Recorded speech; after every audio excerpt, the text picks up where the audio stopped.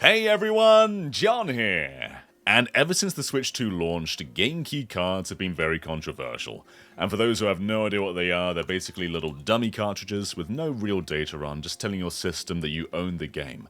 And then it downloads all the data, basically an install, but nothing's actually on the cartridge. Now, I'm a big collector, as you can see behind me, and I love actual game cards, right? Like, that's the reason I bought Cyberpunk on the Switch 2, and it's so nice playing games like Donkey Kong Bonanza, just taking it out of the box, putting it in the system, and playing. Not using up storage space, not waiting for downloads, just having a current-gen game in physical media with no installs. It's delightful, and I wish that more games would do it.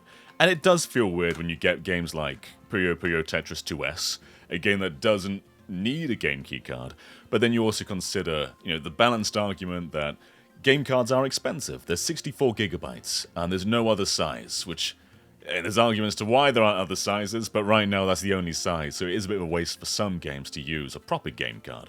However, we're putting that all to the side for now, because I don't like game key cards. I understand some of their existence, but I do not like them. I tolerate them if they're cheap, or if it makes sense for certain games. But there's been a new thing that's come about with Star Wars Outlaws.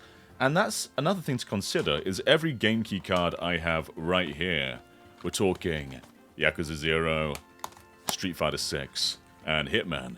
These all existed on PlayStation 4 and Xbox One. There are current-gen versions, but all of these games, even like Yakuza is a PlayStation 3 game, where it originated from. Star Wars Outlaws? Current gen, only PlayStation 5 and Series X and PC. So it's designed around SSDs. And so on Bluesky, Rob Banton, the audio architect of the Snowdrop engine, which powers a bunch of Ubisoft games including Star Wars Outlaws, said this: Snowdrop relies heavily on disk streaming for its open world environments, and we found that Switch 2 cards simply don't give the performance we needed at the quality targets we were going for.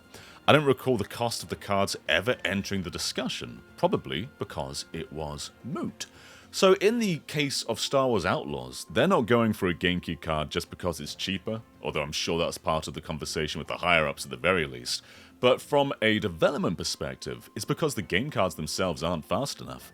And we do have evidence of this.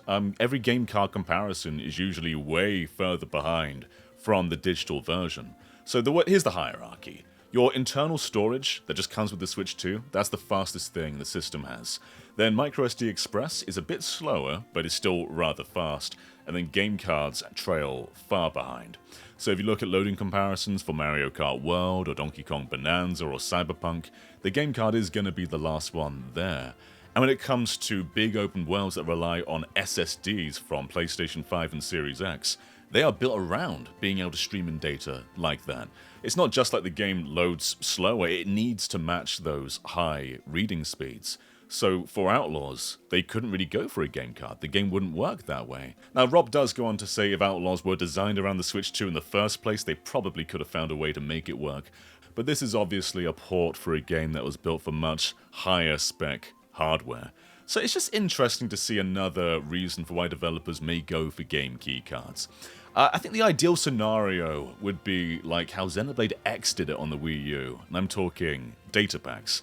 I suppose a little bit like how some Switch 1 games give you data on the cartridge, but then give you an extra download to have as well.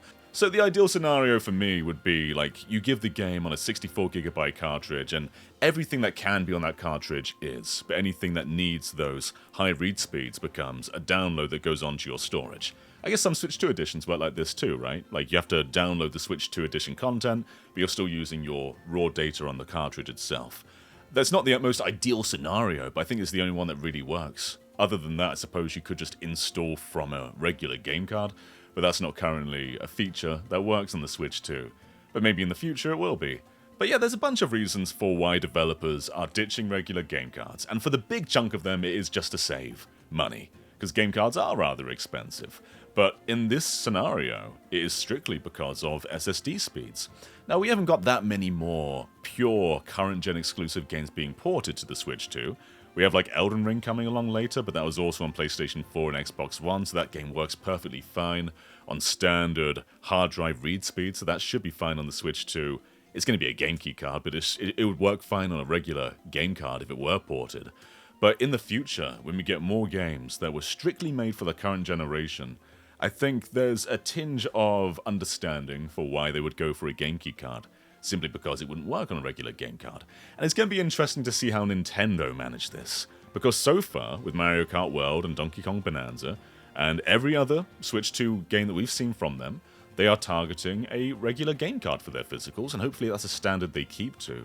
But it does mean that they are at a disadvantage, because third-party developers can go for game key cards and get those SSD design speeds, whereas Nintendo, they would have to be designing their games for the game card as the bottom line of read speed. So if we get the next big Zelda game, it's probably still going to be designed around the minimum spec of the game card rather than the internal read speed of the Switch 2 storage, which is around 3 to 4 times faster than the game card. So, interesting all in all. But let me know what you think about this piece of information. I don't expect it's going to turn many people around on game key cards because they're still an annoying part of the Switch 2. But it's at least a layer of more understanding to why some developers may go for them and why we may see more of them in the future. Anyway, thank you so much for watching, and I will see you next time. Bye everyone.